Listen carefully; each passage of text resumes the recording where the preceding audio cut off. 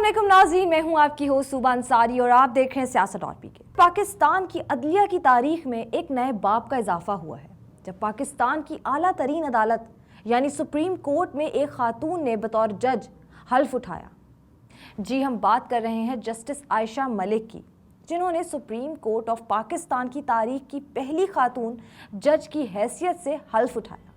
That as Judge Supreme Court of Pakistan, I will discharge my duties I will discharge my duties and perform my functions and perform my functions honestly honestly to the best of my ability. to the best of my ability. तकरीब के बाद media के नुमाइंदों ने chief justice गुलजार से सवाल किया कि उन्होंने जस्टिस आयशा मलिक को बतौर जज तरजीह दी है या फिर बतौर खातून, तो उन्होंने मुख्तसर जवाब देते हुए कहा कि बतौर खातून।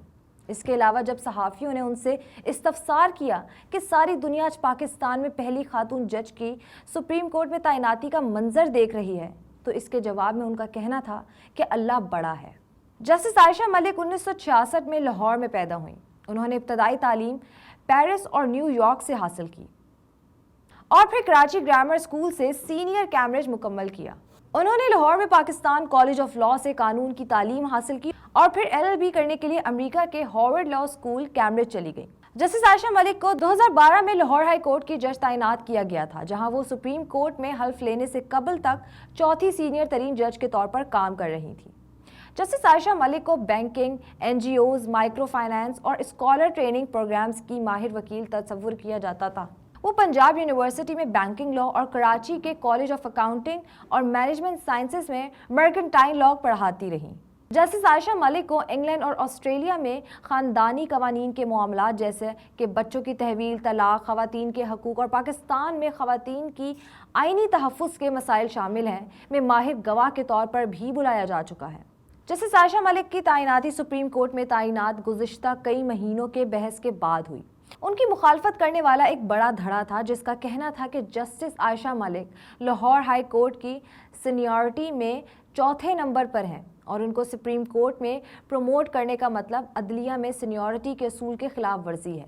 उनके मुखालफिन ने उनकी तैनाती की सूरत में एहतजाज, हड़तालों और अदालतों का बायकॉट करने का भी ऐलान किया था, जबकि जस्टिस आयशा मलिक की सुप्रीम कोर्ट में तैनाती के हक में दलाइल देने वालों का मौक़िफ़ था कि पाकिस्तान के आइन के तहत सुप्रीम कोर्ट में जज तैनाती के लिए सीनियरिटी का असूल लाजिम नहीं है और माजी में भी सूबाई हाई कोर्ट से जजों को सीनियरिटी को मद्देनज़र रखे बगैर भी सुप्रीम कोर्ट में तैनात किया जा चुका है।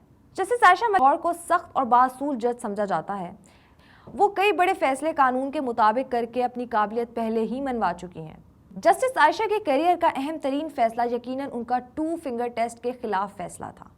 उन्होंने इस तारीख साज फैसले में पाकिस्तान में रेप या जिनसी ज़्यादती का शिकार होने वाली खवातीन का 2 उंगलियों के जरिए कुंवारापन टेस्ट करने को खिलाफ आइन व कानून करार दिया। जस्टिस आयशा मलिक ने अपने फैसले में लिखा कि इस नाम नेहाद कुंवारापन टेस्ट की कोई तिब्बी या साइंसी बुनियाद नहीं, बल्कि यह खातून के वकार को मजरू करता है। इसी तरह जस्टिस आयशा मलिक ने महकमा इंसदाद दहशतगर्दी में खवातीन की तैनाती ना करने के केस का फैसला देते हुए हुक्म दिया कि खवातीन को दफ्तरी अमूर पर तैनात किया जाए।